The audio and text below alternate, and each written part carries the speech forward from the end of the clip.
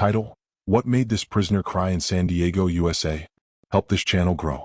Like the video, leave a comment, subscribe, and don't forget to turn on your notifications for our next real-life prison stories. This helps us a lot. Thank you. The story begins. Breaking points behind bars. Tears fall silently in places most people never see. Behind the concrete walls and steel bars of San Diego County's correctional facilities, emotional breakdowns aren't rare occurrences, they're daily realities.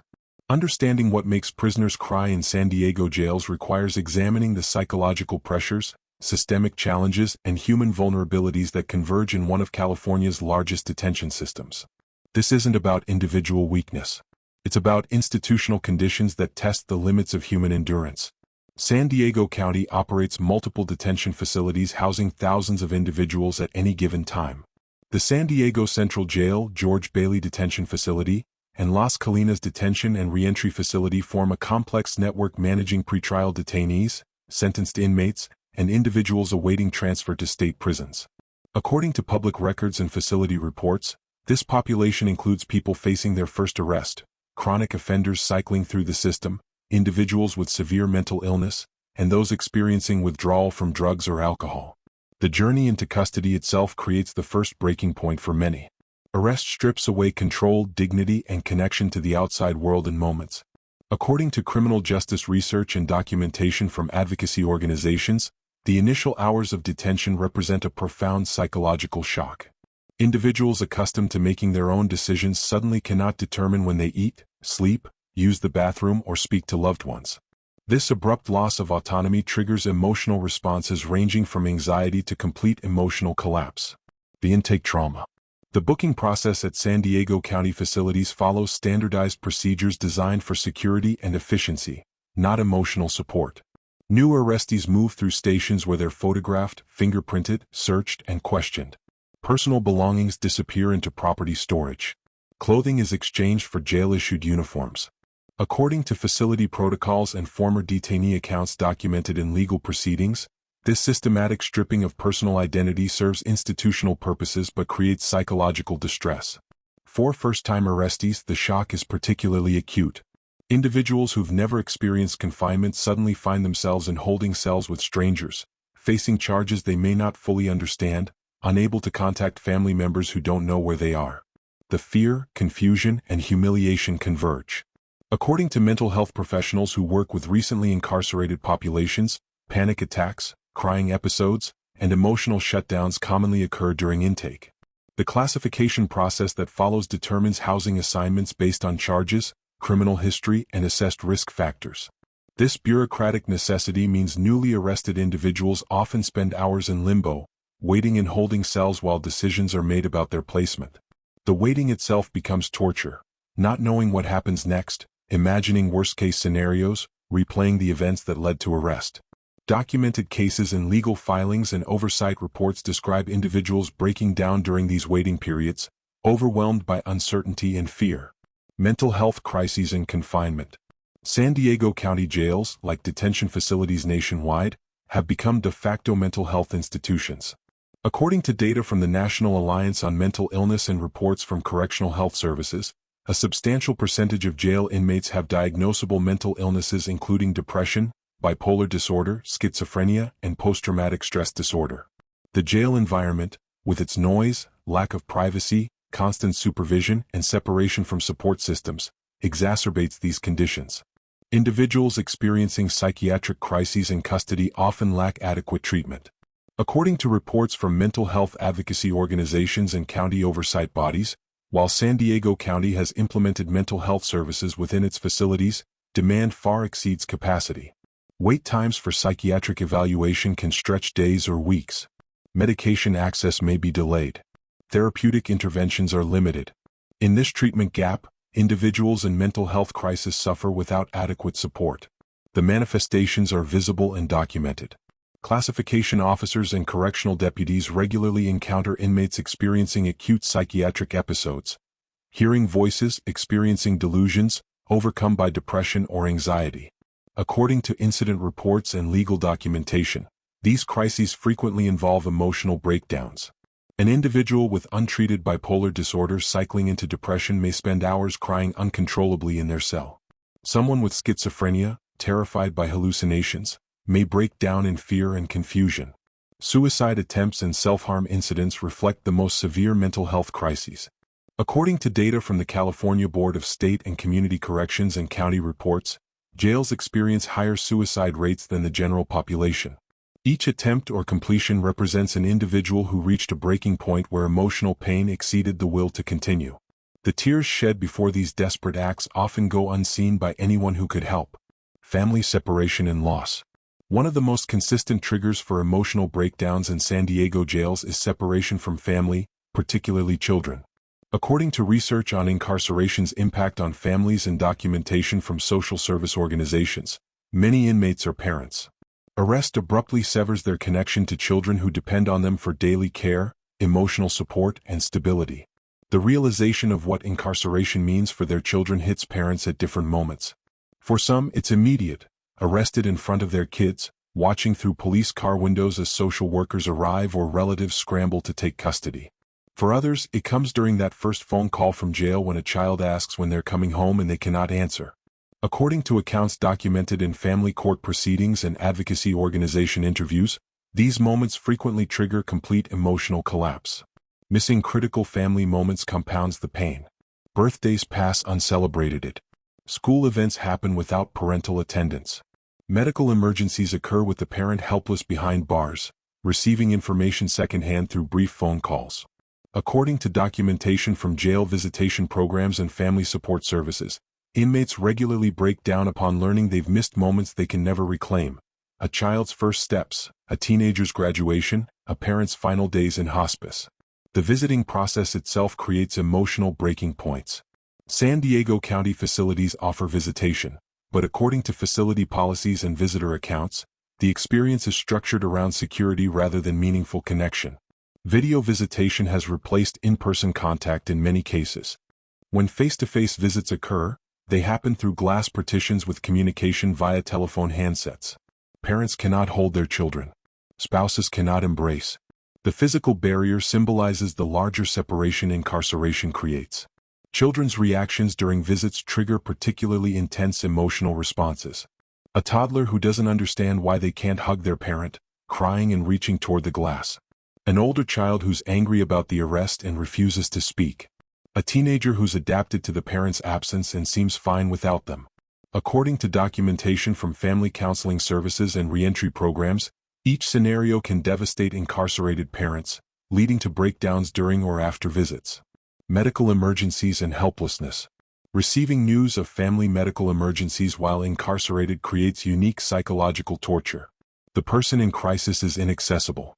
The inmate cannot provide comfort, make medical decisions, or simply be present. According to accounts documented in compassionate release petitions and legal filings, learning that a loved one is seriously ill, injured, or dying while being unable to reach them breaks people in profound ways. The cases are documented in court records and oversight reports. A mother learns her child was in a serious accident and is hospitalized in critical condition. A son receives word his father had a massive heart attack and may not survive. A spouse discovers their partner was diagnosed with terminal cancer. The helplessness is absolute. Phone privileges are limited. Emergency visits are rare and subject to security clearances that take time inmates don't have.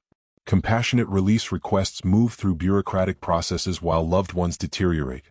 When death occurs, the grief is compounded by guilt, regret, and the inability to properly mourn.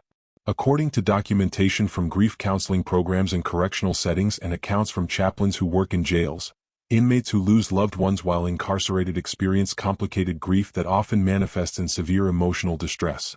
Missing funerals, unable to support surviving family members, carrying guilt about choices that led to incarceration when the person needed them. These factors create emotional wounds that frequently result in visible breakdowns. Withdrawal and substance abuse. San Diego County jails receive many individuals who were using drugs or alcohol at the time of arrest. The abrupt cessation of substance use triggers withdrawal that is both physically and emotionally devastating. According to medical protocols and documentation from correctional health services, withdrawal from alcohol, opioids, benzodiazepines, and other substances creates severe distress that can be life-threatening without proper medical management. The emotional component of withdrawal is significant. Beyond the physical symptoms, nausea, tremors, sweating, pain. Individuals experience profound psychological distress. Depression, anxiety, paranoia, and emotional instability accompany many withdrawal syndromes. According to addiction medicine specialists and research on substance use disorders, the brain chemistry changes caused by chronic substance use mean that withdrawal doesn't just feel bad, it triggers genuine psychiatric crises. Correctional facilities attempt to manage medical withdrawal, but according to oversight reports and legal challenges, treatment is often inadequate. Medical detoxification protocols may not be immediately implemented. Medication-assisted treatment for opioid withdrawal is not universally available. Individuals suffering through withdrawal may spend days in cells experiencing severe physical and emotional distress with limited medical intervention. The combination of withdrawal distress and the realization of incarceration creates a particularly vulnerable moment. According to documentation from addiction counselors and mental health professionals working in correctional settings, individuals in early withdrawal frequently experience emotional breakdowns. The substances they use to numb emotional pain are suddenly unavailable. The reasons they use substances, trauma, mental illness, life circumstances, remain unaddressed. The coping mechanism is gone, but the underlying problems intensify in the jail environment. Facing consequences and uncertain futures. The weight of consequences hits people at different times during incarceration. For some, it's immediate. For others, reality settles in gradually. According to accounts documented in legal proceedings and interviews with defense attorneys, the moment when someone fully comprehends the severity of their situation, the charges they face, the potential sentences, the damage to their lives, often triggers profound emotional responses. First-time offenders facing serious charges experience this acutely. A DUI that resulted in injury. A fight that's charged as assault with a deadly weapon. A drug possession case with enhancement allegations. Individuals who never imagined themselves as criminals suddenly face years in prison. The future they envisioned, career plans, family goals, personal dreams, evaporates. According to public defenders and criminal justice social workers, watching clients process this reality often involves witnessing complete emotional collapse. Even those familiar with the system aren't immune. Chronic offenders facing 3 strikes enhancements or habitual offender allegations confront the possibility of spending the rest of their lives in prison. According to documentation from sentencing proceedings and probation reports, the realization that this arrest might be the last time they're ever free breaks through even the toughest exteriors. Tears flow in attorney-client rooms, holding cells, and courtrooms as individuals face the destruction of whatever life remained to them. The uncertainty itself becomes unbearable. Awaiting trial, not knowing if they'll be convicted, unable to predict their futures.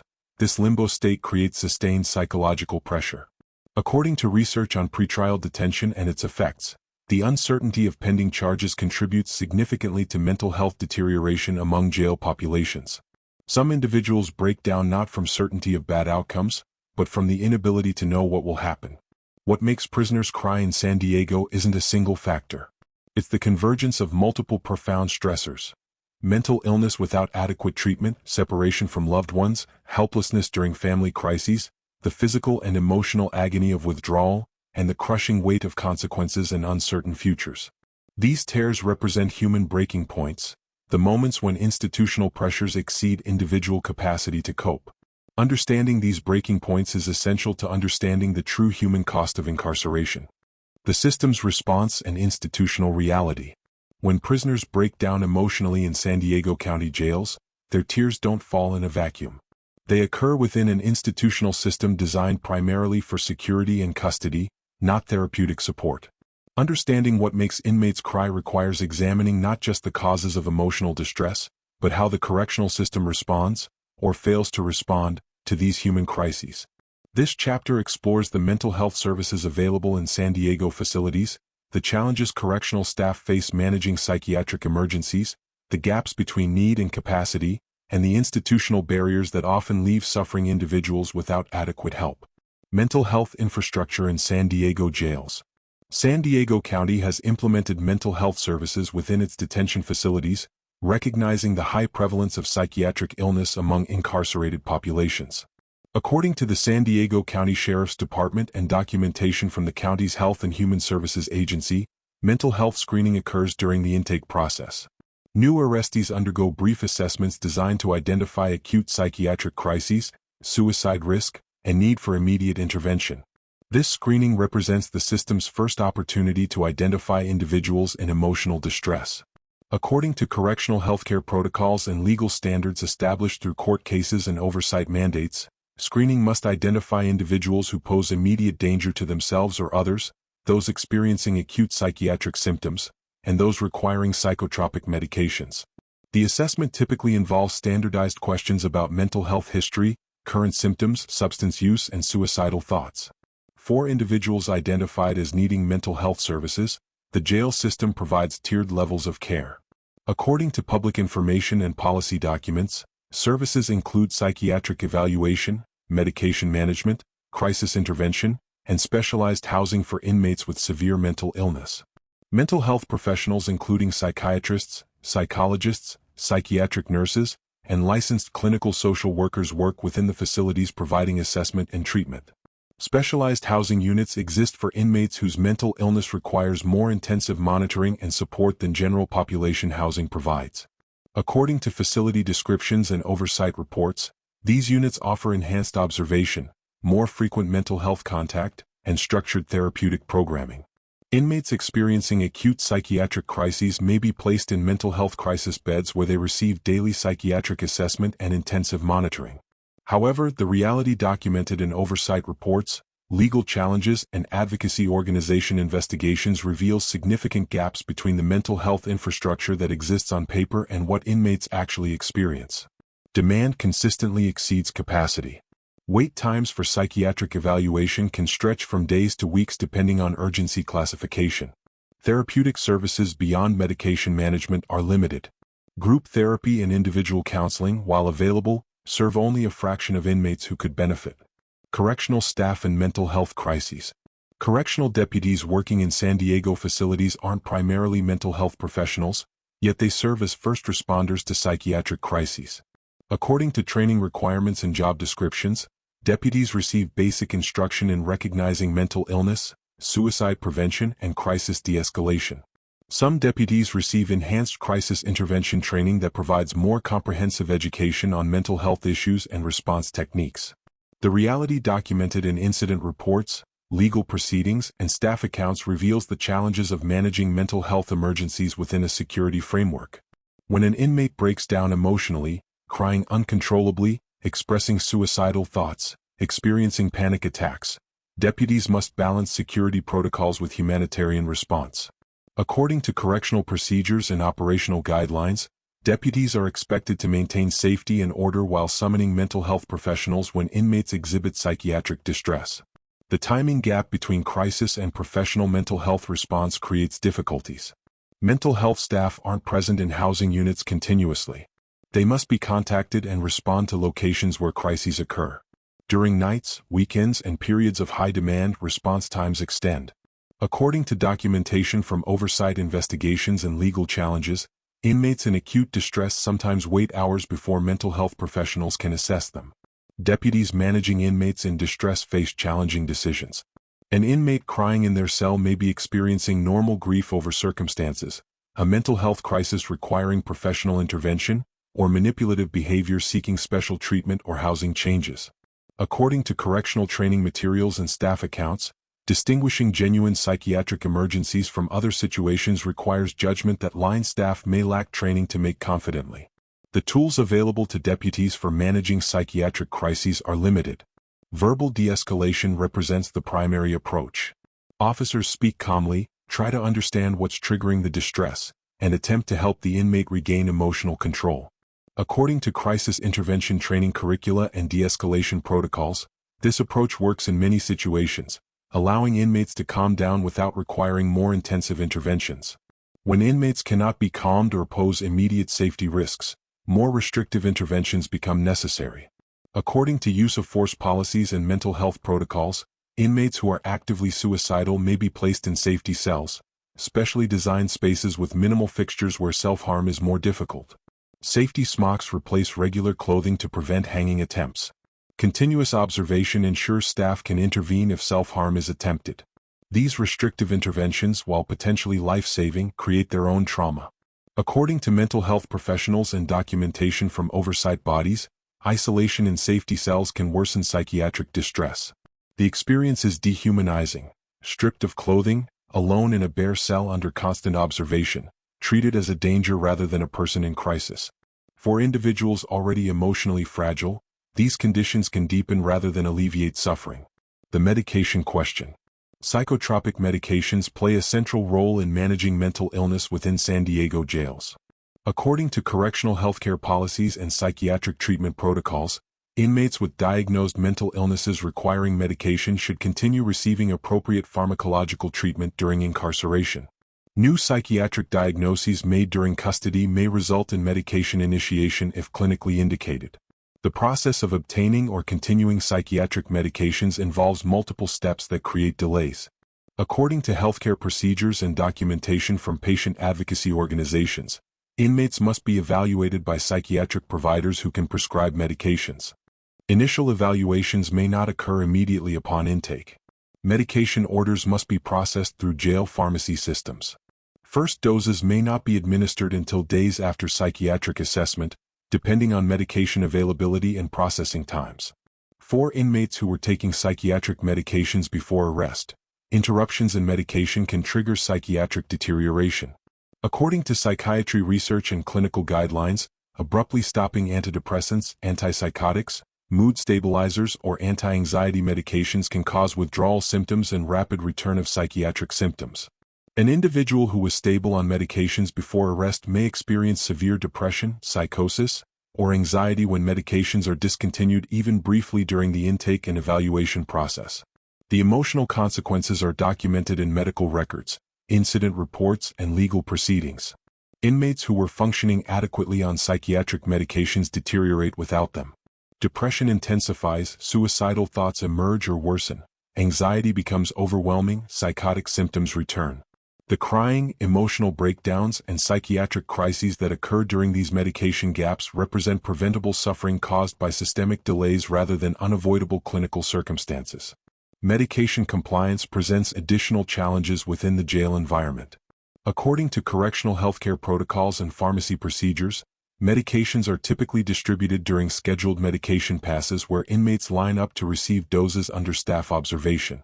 Inmates refusing medications cannot be forced to take them except in emergency circumstances. Some inmates who need psychiatric medications refuse them due to side effects, distrust of the system, or illness-driven lack of insight into their need for treatment. Suicide prevention and its limits. Suicide represents the most tragic outcome when emotional distress exceeds an individual's capacity to cope. According to data from the California Board of State and Community Corrections and county-level reports, jails experience higher suicide rates than the general population. San Diego County facilities, like correctional institutions nationwide, implement suicide prevention protocols designed to identify at-risk individuals and prevent self-harm. The screening process during intake includes specific suicide risk assessment questions. According to suicide prevention protocols and legal standards, individuals who express suicidal thoughts, have recent suicide attempts in their history, or exhibit warning signs are flagged for enhanced monitoring. Housing assignments reflect suicide risk levels, with high-risk individuals placed in specialized observation units. Observation levels vary based on assessed risk. According to correctional healthcare standards and suicide prevention guidelines, the highest-risk inmates receive constant direct observation. Staff members maintain visual contact continuously. Lower risk levels may involve checks every 15 minutes, 30 minutes, or hourly depending on clinical assessment. The goal is ensuring that if an inmate attempts self-harm, staff can intervene before fatal injury occurs. Despite these protocols, suicides still occur in custody. According to investigations following in-custody deaths and legal proceedings examining jail suicide prevention, failures happen through multiple pathways. Risk assessment tools miss individuals who don't disclose suicidal thoughts or whose risk isn't apparent during screening. Observation protocols fail when staff don't conduct checks at required intervals or miss warning signs during checks. Inmates find methods of self-harm that succeed despite preventive measures. Each suicide represents an individual who reached a breaking point where emotional pain exceeded all protective factors.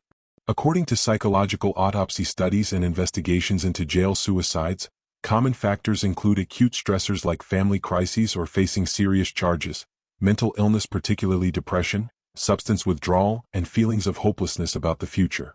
The tears these individuals shed before their deaths went unseen or their significance was missed by systems designed to catch them. Visitation policies and emotional impact. San Diego County Jail visitation policies aim to balance security concerns with maintaining family connections. According to facility rules and visitor information, visitation schedules vary by housing unit and custody classification. Most visits occur through video conferencing systems where inmates and visitors communicate via screens and telephones rather than face-to-face contact. The shift from in-person to video visitation, implemented in many correctional facilities including San Diego's, creates cost savings and security benefits according to administrative justifications. Video systems eliminate the need for processing visitors through security, reduce contraband smuggling opportunities, and allow more flexible visiting schedules.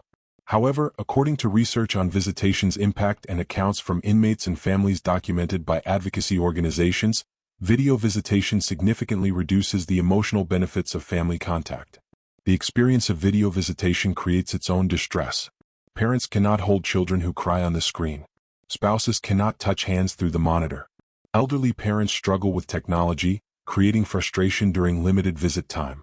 According to documentation from family service organizations and legal challenges to video-only visitation, the lack of physical contact and the technological mediation of communication diminish the emotional support visits should provide. For some inmates, visits trigger more pain than comfort.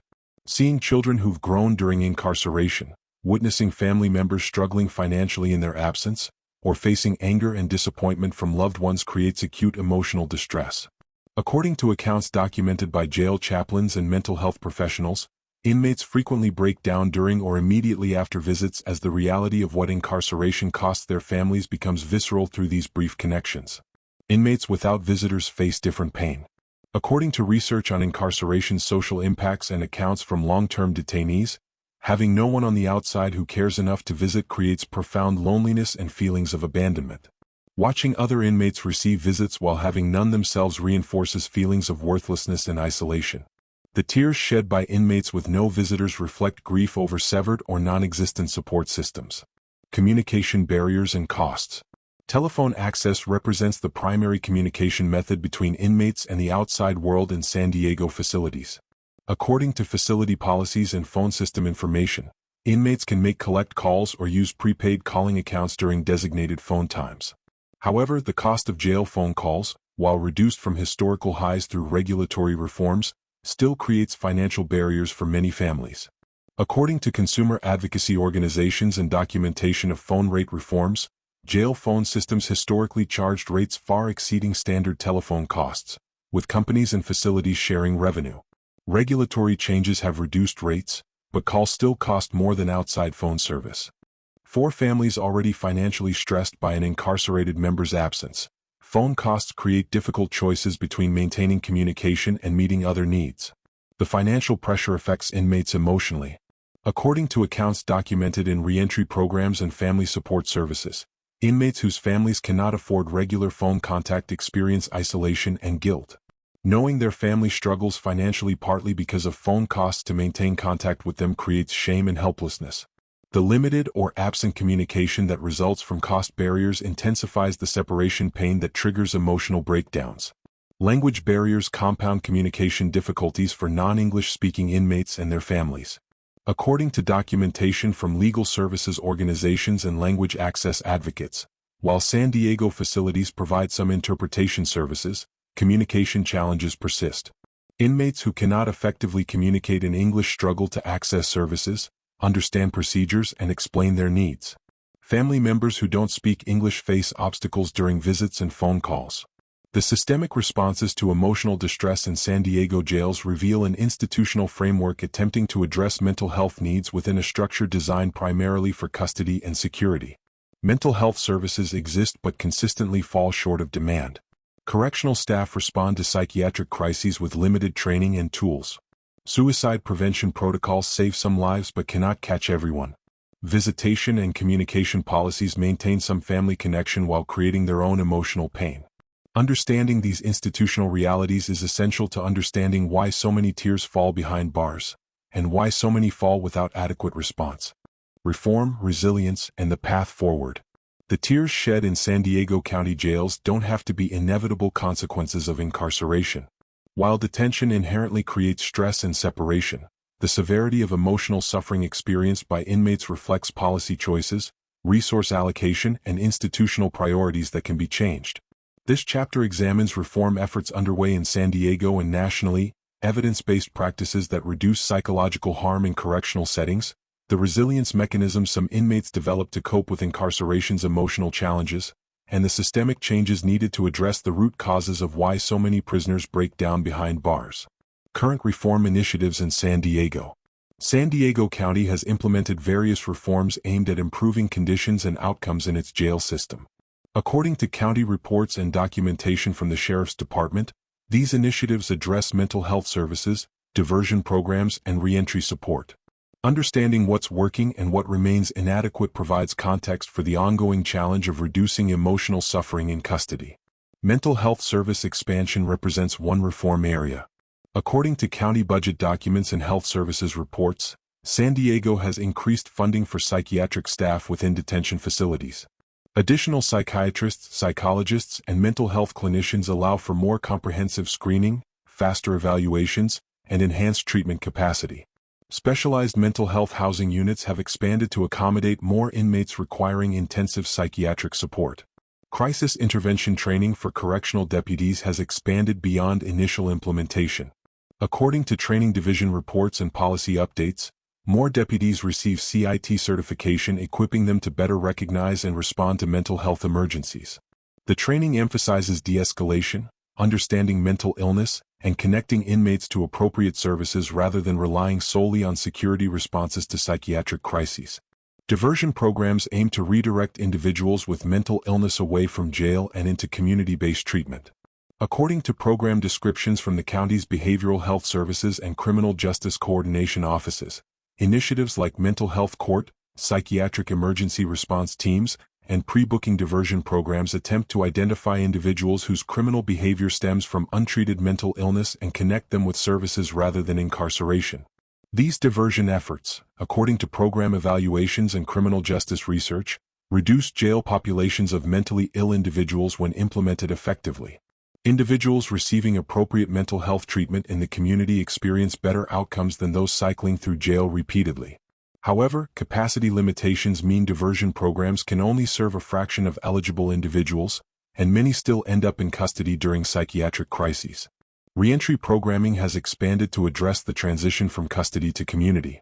According to reentry service providers and county reports, programs now offer discharge planning, connection to community mental health services, substance abuse treatment linkages, and support for obtaining identification, housing, and employment. These services aim to reduce the recidivism that creates repeated incarcerations and the accumulated trauma that comes with chronic jail cycling. Evidence-based practices from national models. Research from correctional systems nationwide has identified practices that reduce psychological harm and improve mental health outcomes for incarcerated populations. According to criminal justice research, mental health policy organizations, and correctional best practice guidelines, these evidence-based approaches offer models San Diego and other jurisdictions can adopt or expand. Sequential intercept mapping identifies points where individuals with mental illness enter the criminal justice system and creates intervention strategies at each stage. According to policy frameworks developed by mental health and criminal justice organizations, intercepts include community services before justice contact, initial law enforcement contact, initial court hearings, jail and court processes, reentry, and community support. Comprehensive approaches address all intercepts rather than focusing solely on jail-based services. Peer support programs utilize individuals with lived experience of incarceration and mental illness to provide support and mentorship. According to program evaluations and research on peer support effectiveness, peers offer unique credibility and understanding that professional staff cannot replicate. Inmates struggling emotionally may open up to peers who've experienced similar challenges when they won't engage with clinical staff or correctional officers. Trauma-informed care approaches recognize that most incarcerated individuals have experienced significant trauma and that jail environments can trigger traumatic stress responses. According to trauma-informed practice guidelines and implementation studies, correctional facilities adopting these approaches train staff to recognize trauma responses, avoid re-traumatization, and create environments that promote healing rather than compounding psychological injury. Medication continuity protocols ensure individuals taking psychiatric medications before arrest continue receiving appropriate treatment without dangerous interruptions. According to Healthcare Administration best practices and legal standards for correctional healthcare, systems should verify pre-arrest medications quickly, continue necessary prescriptions immediately, and coordinate with community providers regarding treatment plans. Eliminating medication gaps prevents the psychiatric deterioration that causes preventable suffering. Enhanced communication access reduces isolation's emotional impact. According to research on family contact during incarceration and technology implementation studies, facilities providing free or low-cost phone calls, video communication beyond legal visits, and support for maintaining family bonds see better mental health outcomes. The financial barriers that limit family contact for indigent inmates create unnecessary suffering that policy changes can address. Inmate resilience and coping mechanisms.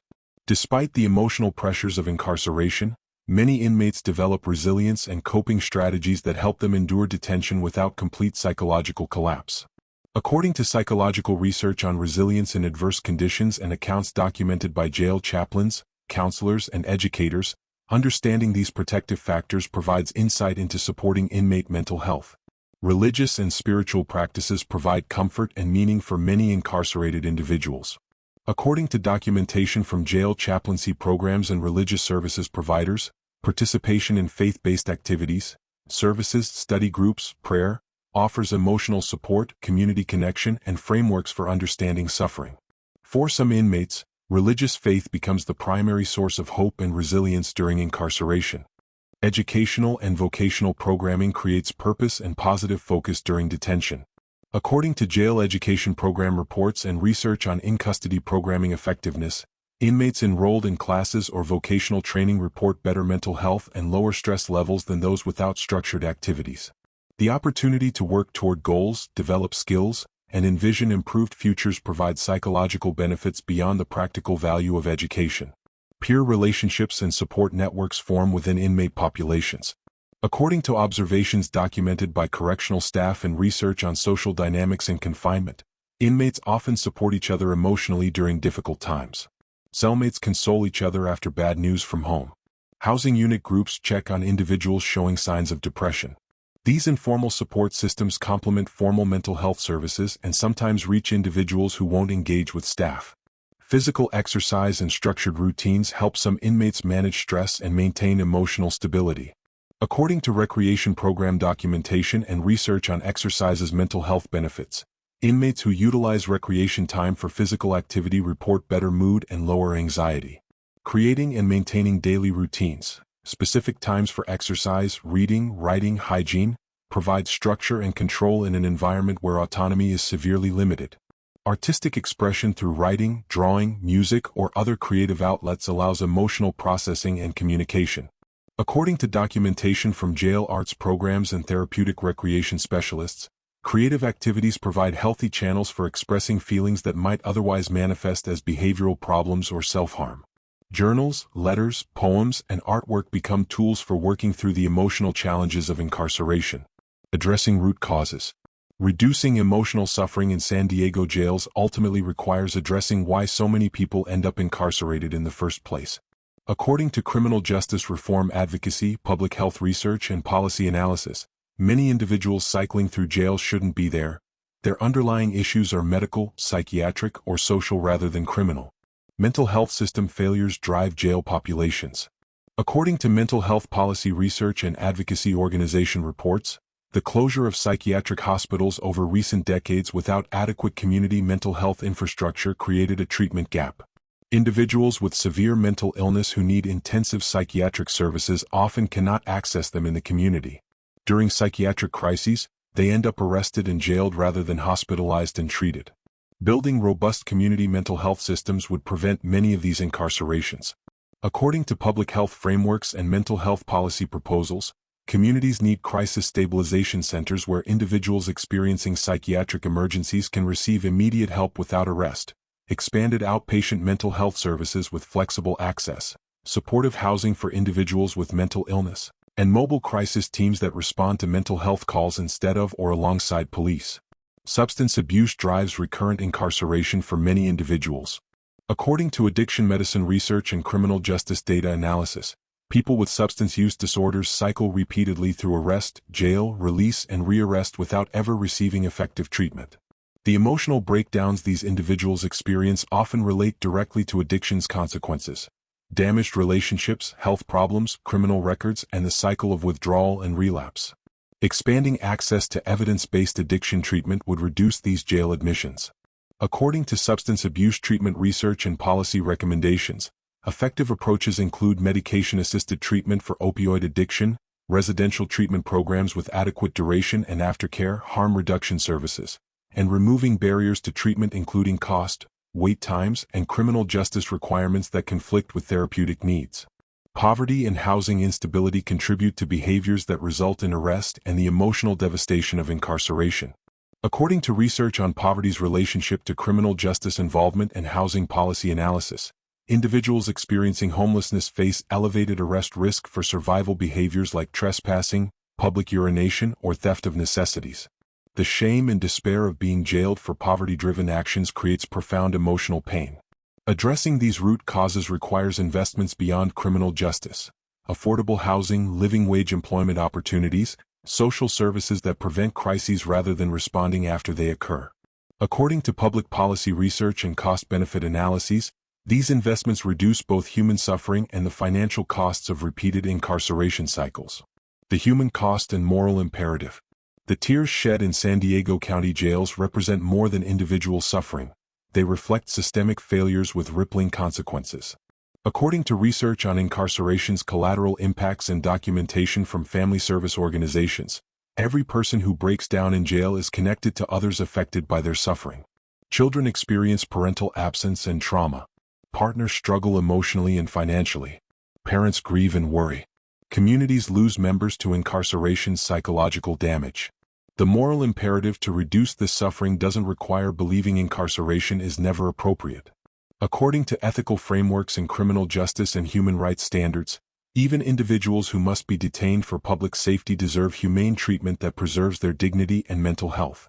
Unnecessary psychological harm inflicted through inadequate mental health services, family separation without support, and conditions that exacerbate rather than address underlying problems violates basic standards of decent treatment. The practical argument aligns with the moral one. According to recidivism research and public safety analysis, individuals who experience severe psychological trauma during incarceration return to communities less equipped to succeed. Untreated mental illness, damaged family relationships, and accumulated trauma increase risks of reoffending. Investing in humane detention and effective treatment serves public safety goals alongside humanitarian values.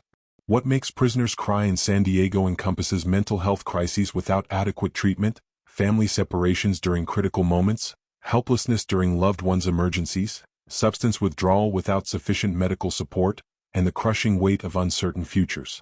These tears don't have to flow as freely as they do. Reform is possible. Evidence-based practices exist. The resources required are available if prioritized. The question isn't whether San Diego can reduce the emotional suffering in its jails, it's whether the community will commit to doing so. Every tear shed behind bars represents both a human breaking point and a systemic failure we have the capacity to prevent.